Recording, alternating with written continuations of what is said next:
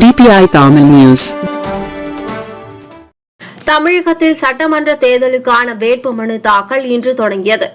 April 23ஆம் தேதி தமிழகத்தில் சட்டமன்ற தேர்தல் நடைபெறும் நிலையில் இன்று வேட்புமனு தாக்கல் தொடங்கியிருக்கிறது.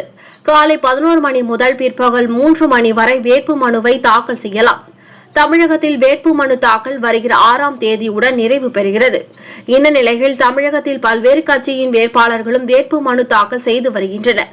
அதன் ஒரு பகுதியாக இன்று திருவாரூர் மாவட்டம் திருத்துறைப்பூண்டி தனி தொகுதியில் நாம் தமிழர் கட்சியின் வேட்பாளர் வினோதினி வேட்புமனு தாக்கல் செய்தார்.